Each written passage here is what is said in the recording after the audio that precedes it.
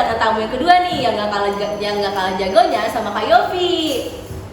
Oke, kita sambut Kak Puan. Selamat pagi Kak Puan, apa kabarnya? Alhamdulillah baik. Kak Puan lagi pakai baju adat apa nih? Ini baju adat jeans bodoh. Oh ya, tadi saya lihat Kak Puan ikut fashion show ya. Gimana rasanya kayak ikut fashion show Kak? Agak deg-degan sih. Deg-degan ya. Ih, Kak Puan cantik banget hari ini. Teman di rumah, Kak Puan ini selain cantik, dia juga jago main volley nih. Beberapa hari lalu, dia bersama tim volley putrinya, yaitu Swadharma, memenangkan juara 2 di Smaju Cup. Oh iya, perasaannya Kak Puan saat memenangkan Smaju Cup kemarin gimana rasanya? Senang sih, tapi agak sedikit sedih karena belum bisa juara 1, cuma bisa juara 2 aja. Iya, jadi pengennya juara 1 ya. Ya, tapi senang aja. Kemarin pas turnamen ada kendala nggak Kak? Kayak kendalanya mungkin jauh aja sih, jauh dari sekolah, baru tuh kita kesini jauh ke teman-teman. Pas turnamen kemarin tuh ada pengalaman, ada kejadian atau pengalaman menarik nggak Kak? Pengalaman menariknya saat kita menang itu kita keliling ke lapangan dan sama guru-guru yang lain tuh Bercampur aduk ya, terharu, Iya. terus senang.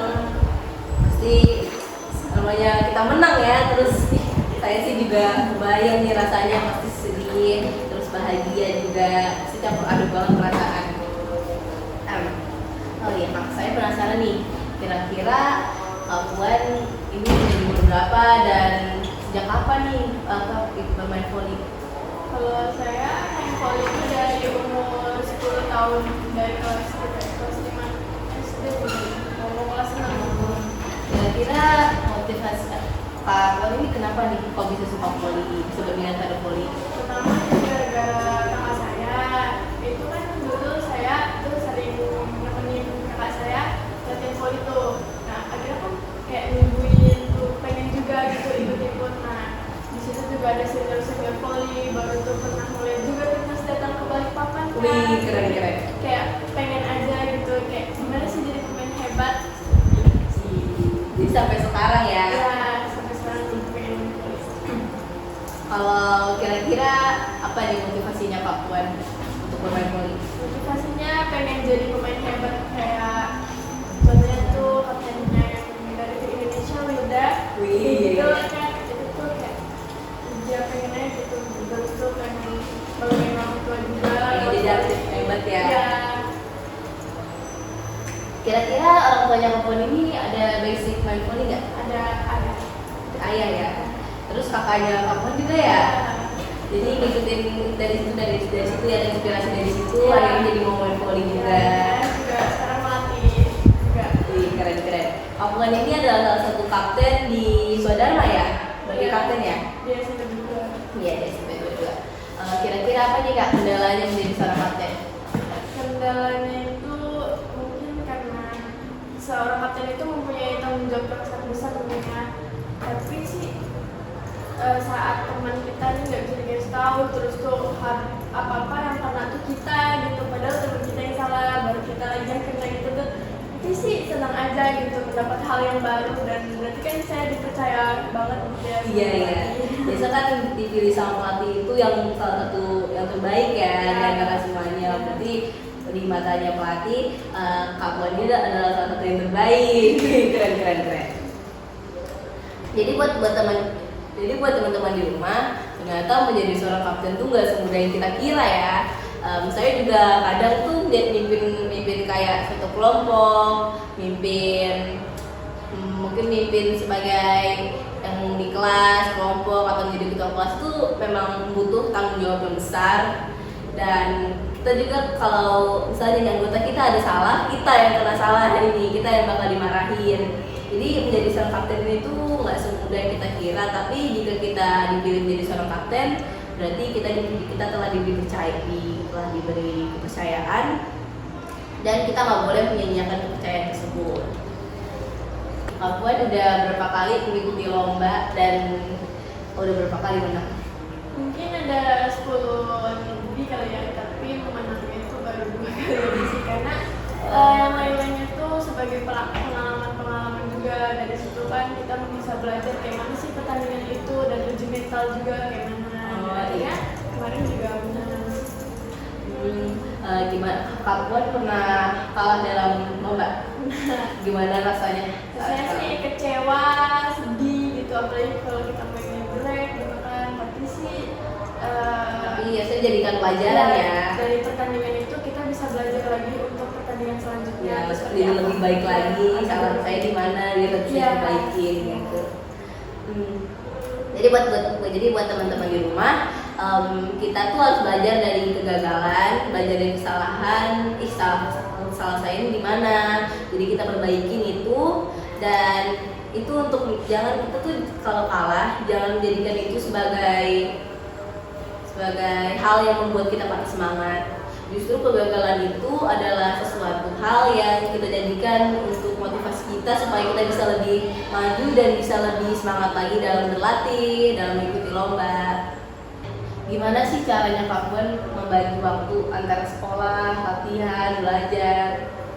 Bagi waktunya itu sebenarnya tergantung dari kita sendiri mampu atau enggak kan. Kalau saya sih sebenarnya memang sudah dari dulu kayak gitu kan. Jadi kita tuh pagi bangun, habis itu sekolah sampai jam 3 pulang, lanjut lagi latihan, bisa itu lanjut latihan malam lagi, atau malamnya kita bisa belajar ngerjain PR. Terus kayak buat bagi waktu sama orang tua, sama keluarga itu?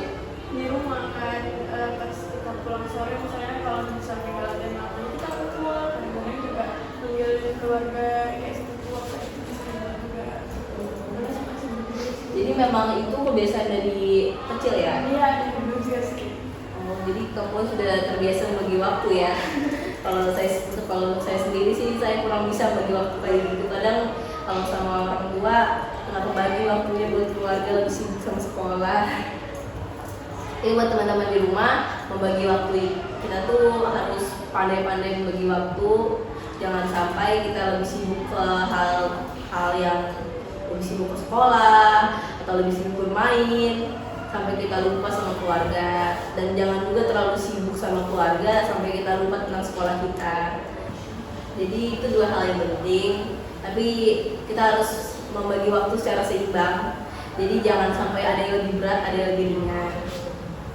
Ya Kak, suka kira-kira dalam bermain voli apa nih suka dukanya dalam bermain voli? Mungkin pas kita kehilangan teman gitu ya, kayak dia keluar dari klub, atau juga pas kita kalah dalam pertandingan, terus kayak perpisahannya ada. Karena kalau misalnya tim baru tuh ada kayak kehilangan kita tuh kayak ya sedih gitu, kayak kurang lagi kekompakannya gitu sih. Kira-kira bakal kayak kurang kompakannya gitu ya kalau Iya. misalnya ada yang keluar. Terus kalau pelatih gitu kadang ada yang mundurkan diri juga ya? Nggak ada sih, Belum pernah ada pelatih yang mundurkan diri. Nanti perasaannya sedih banget ya kalau misalnya ada teman yang keluar. karena udah capek-capek bangun tim, lagi. Iya gitu lagi, jadi bangun lagi. Iya gitu. Kamu masih ingat nggak waktu pertama kali main? Masih sih pas dulu SD itu pernah sparring, baru tuh kayak pernah itu pengalaman lucu banget. Itu tuh jatuh baru tuh kayak udaranya. Itu pertama kalinya itu kayak masih gugup-gugup, kayak ya memang belum bisa, tapi kita harus belajar di situ sih. Itu belum jadi kapten ya? Belum masih belajar kayak. Kira-kira ada nggak kayak orang yang supir kakuan dalam tim gitu? Ada sih, ada. Pernah digangguin gitu? Bukan digangguin sih, tapi ya namanya kayak masalah itu pasti ada sih ya, ada. Kalau misalnya ingat masa dulu tuh waktu pertama kali main voli, lucu ya? Lucu-lucunya sih karena memang itu kan pengalaman yang diingat banget dari situ memang. Orang tua support banget ya? Banget. Oke Kak Puan, makasih udah sharing-sharing tentang pengalamannya, tentang ceritanya. Oke teman-teman, jadi bisa diambil dari cerita-ceritanya dari Kak Puan, bahwa Puan menjadi seorang juara itu kita tuh harus kita tuh nggak. Jadi bisa kita ambil dari ceritanya Kak Puan tadi bahwa menjadi seorang juara itu membutuhkan proses dan tidak secara instan begitu saja kita bisa menjadi juara. Butuh proses ya, itu proses yang panjang pastinya. Buktinya kemudian dari umur 10 tahun sampai sekarang akhirnya bisa menjadi juara dan bisa membanggakan kedua orang tuanya. Oke, kira-kira Kak Puan ada nggak nih pesan-pesan untuk para pelatih atau para teman-teman? Buat pelatih, terima kasih sudah melatih Puan sampai saat ini sampai juara, dan buat teman-teman terima kasih udah ada kerjasama di dalam tim dan kita bisa juara 2. Buat teman-teman semangat terus buat kita bisa juara 1. Oke, makasih banget Kak. Ya. Oke teman-teman, sekian dari podcast kita kali ini. Makasih ya udah mau dengerin curhatan dari Kak Puan, pengalaman-pengalaman dari Kak Puan. Oke, sekian dari podcast kita kali ini. Sampai jumpa lagi di podcast Jendela Ruang Seni.